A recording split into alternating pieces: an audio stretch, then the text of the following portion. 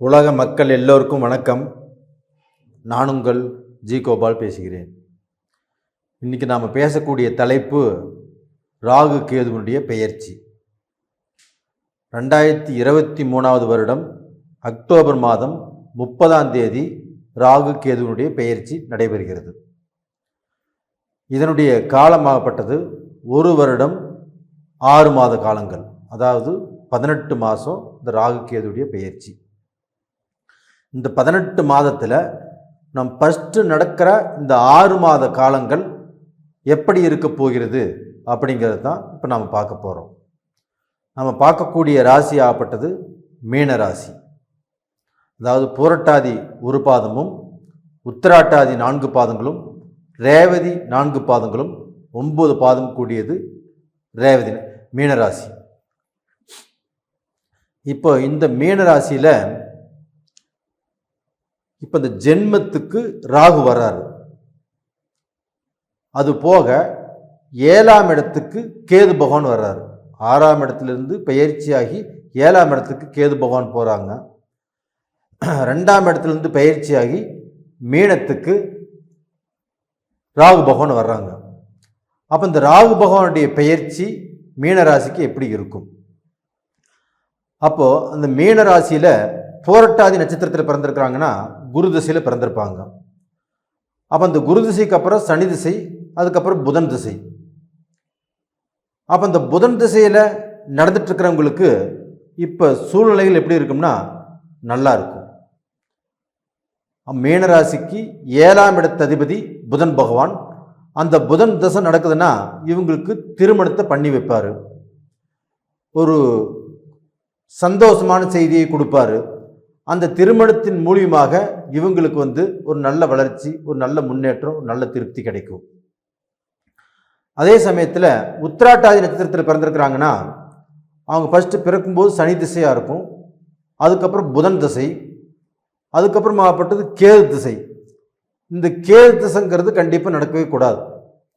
அந்த கேது திசை 7ஆம் இடத்துல இருந்து நடக்குதுன்னா அப்போ அவங்களுக்கு தொடர்புகளால் பாதிப்பு, கல்யாண வாழ்க்கையில் சிக்கல், பிரச்சனைகள், கல்யாணம் பண்ணி வச்சும் அதன் மூலியமாக திருப்தியை கொடுக்காமல் பல போராட்டங்களை கொடுத்து டைவர்ஸ் வரைக்கும் போயிடும். அப்போ டோட்டலாக பார்த்தீங்கன்னா அந்த கேது திசையாகப்பட்டது இவங்களை வாழ்க்கையில் நிம்மதியாக வாழ்வதற்கு விடாமல் பல குழப்பங்களை கொடுத்து அவங்க சந்தோஷத்தை கெடுத்து அவங்க நிம்மதியை கெடுத்து அவங்க வாழ்க்கையை பிரிக்கிற அளவுக்கு சூழ்நிலை உருவாயிடும். இதே உத்திராட்டாதி நட்சத்திரத்தில் பிறந்து கேது திசைக்கு அப்புறமாகப்பட்டது சுக்கிர திசை வருது. அப்போ அந்த குரு பகவானுக்கு 8ஆம் இடத்து அதிபதி சுக்கிர பகவான், 3ஆம் இடத்து அதிபதியும் சுக்கிர பகவான். அப்போ இந்த சுக்கிர பகவான் ஆகப்பட்டது நண்பர்களால் பிரச்சனையை கொண்டு வந்து விடுவார். ஒரு நல்ல பழக்க வழக்கத்தை உருவாக்கி தர மாட்டார். அப்போ பழக்க வழக்கத்தால் கண்டிப்பாக பிரச்சனைகள். அப்போ கூடாத சேர்க்கை, இந்த சேர்க்கையின் மூலியமாக தன்னுடைய வாழ்க்கை நல்லா இருக்காது. அப்போ இதனால் குடும்பத்தில் குழப்பம், பிரச்சனை, வேதனை இதெல்லாமே வரும். அப்போ இந்த சுக்கிர திசையும் இவங்களுக்கு நல்லா இருக்காது. அப்போ இந்த 8ஆம் இடத்துல வரக்கூடிய சுக்கிர திசையாகப்பட்டது அவங்களுக்கு ஆயுள் பயம். 8ஆம் இடம் என்பது விபத்து. 2வது பார்த்தீங்கன்னா இவங்களுக்கு ஒரே ஒரு நல்லது இருக்குது. அந்த சுக்கிர திசை நடந்ததுன்னா இவங்களுக்கு பார்க்க போனால் ஏதாவது ரூபத்தில் ஒரு யோகம், லாட்ரி ஷீட் யோகம், தனக்கு உழைப்பில்லாத பணம், வெளிநாட்டில் வாழ்கிறவங்க மூலியமாக அவங்களுக்கு இந்த லாட்ரி ஷீட் மூலியமாக சுக்கிர திசை நடக்கக்கூடிய காலகட்டத்தில் ஏதாவது ரூபத்தில் அவங்களுடைய பிரச்சனைகள் தீரும், அவங்களுடைய கவலைகள் தீரும், அவங்களுடைய கஷ்டங்கள் மாறும். அந்த கஷ்டத்திலிருந்து ஒரு நல்ல நிலைமைக்கு வரக்கூடிய அளவுக்கு வாய்ப்புகள் உருவாகும். இது மாதிரி லாட்ரி சீட்டுனால அவங்களுக்கு ஏதாவது ஒரு ஆதாயம் கண்டிப்பாக கிடைச்சே தீரும் வெளிநாட்டில் வாழ்கிறவங்களுக்கு. அடுத்து பார்க்க போனால் ரேவதி நட்சத்திரத்தில் பிறந்தவங்க அவங்க புதன் திசையில் பிறந்திருப்பாங்க. அதுக்கப்புறம் கேது திசை, சுக்கிர திசை முடிஞ்சு சுக்கிர திசை வரும்போது 25 வருஷம், ஒரு 30 வருஷம் இருக்கும். அப்போ அந்த சுக்கிர திசை காலகட்டத்திலையும் சரியில்லை. அதுக்கப்புறம் சூரிய திசை, சந்திர திசை, செவ்வாய் திசை, இந்த 3 கிரகங்களும் குருவுக்கு நட்பானவர்கள். அப்போ அந்த தசையில் எதுவுமே எந்த ஒரு குழப்பங்களுமே கண்டிப்பாக மீனராசிக்காரங்களுக்கு வராது.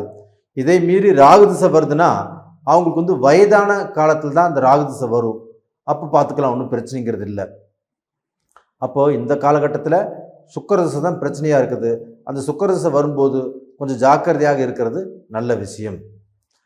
இப்போ வந்து இந்த ஜென்ம ராகு, அப்போ அந்த ஜென்ம ராகுவாகப்பட்டது, ராகு இப்போ வந்து 2ஆம் இடத்துலேருந்து ராகுனுடைய குருவுடைய பிடியிலிருந்து தப்பிச்சு மேடத்துக்கு வர்றாங்க, குருவுடைய வீட்டுக்கு வர்றாங்க.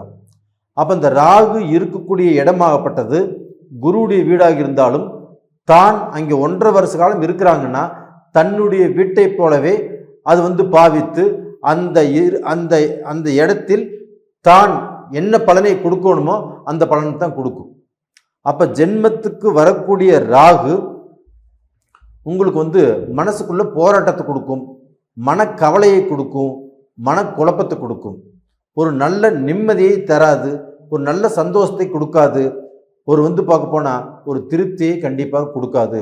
அப்போ ஏதாவது ரூபத்தில் சில பிரச்சனைகள், சில குழப்பங்கள், எதை பார்த்தாலுமே சந்தேகப்படுறது, எதை பார்த்தாலுமே இந்த காரியம் ஆகுமா ஆகாதா அப்படின்னு வந்து பார்க்க போனால் சந்தேகத்திலேயே இருக்கிறது.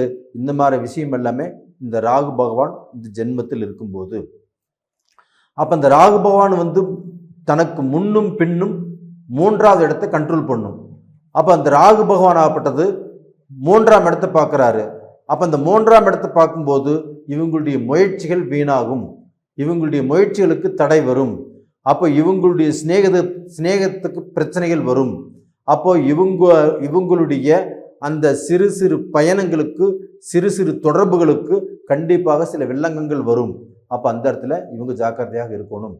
இது போக இவங்களுக்கு வந்து பார்க்க போனால் அந்த 11ஆம் இடத்தையும் ராகு பகவான் பார்க்குறாங்க. அப்போ அந்த 11ஆம் இடத்தை பார்க்கறதுனால அந்த 11ஆம் இடத்துல இருந்து தொழில் ஸ்தானம், தொழில் முன்னேற்றம், அதில் வரக்கூடிய லாபத்தை இந்த ராகு பகவான் ஆப்பட்டது கண்டிப்பாக கெடுத்துருவார்.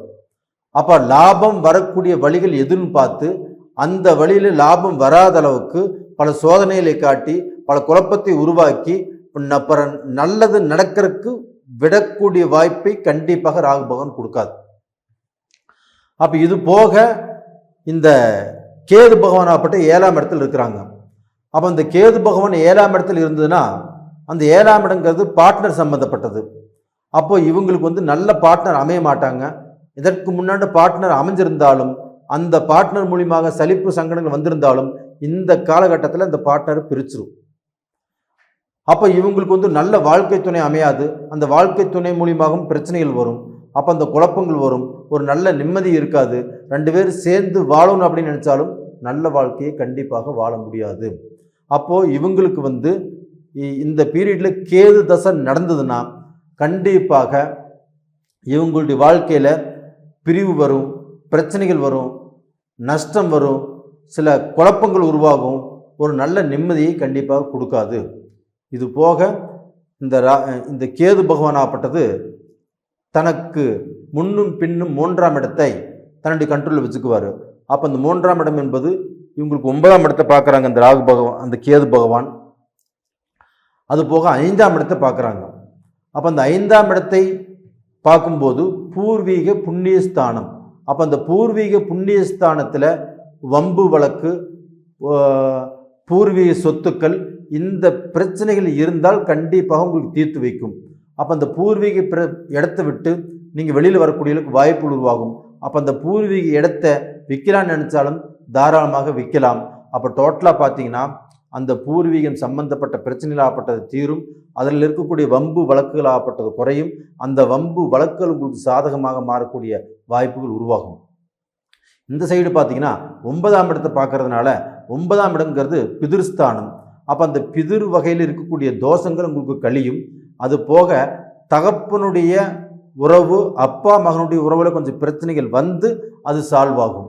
அது போக குருமார்களுடைய ஆசி, ஆசிரியர்களுடைய ஆசி, அந்த ஆசி ஆகப்பட்டது கண்டிப்பாக உங்களுக்கு கிடைக்கும். அப்போ அவங்க வந்து நல்லவங்க, நல்ல பையன், நல்ல எதிர்காலம் இருக்குது அப்படின்னு அவங்களுடைய ஆசீர்வாதம் கண்டிப்பாக உங்களுக்கு கிடைக்கக்கூடிய வாய்ப்பாகப்பட்டது உங்களுக்கு இருக்குது. அப்போ இந்த காலகட்டத்தில் இந்த 6 மாத காலத்துக்குள்ள உங்களுக்கு எந்த ரூபத்திலையும் நல்லதும் இருக்குது, கெட்டதும் இருக்குது. அப்போ அந்த கேது திசை வராமல், சுக்கிர திசை வராமல் உங்களுடைய ஜென்ம ஜாதகத்தை நீங்கள் பார்த்துக்கிறது நல்லது. அப்படி பார்த்துக்கணும்னு நினச்சிங்கன்னா உங்களுடைய 2 நம்பர் ஃபோன் நம்பர் கொடுத்துருக்குறோம். அந்த ஃபோன் நம்பருக்கு கான்டாக்ட் பண்ணுங்கள், வாட்ஸ்அப் பண்ணுங்கள். நேயர்களே, இந்த பதிவு பிடிச்சிருந்தா லைக் பண்ணுங்கள், சப்ஸ்கிரைப் பண்ணுங்கள், ஆல் அப்படிங்கிற பெல் பட்டனையும் ப்ரெஸ் பண்ணிக்கோங்க. உங்களிடமிருந்து விடைபெறுவது உங்களின் ஜி கோபால். நன்றி, வணக்கம்.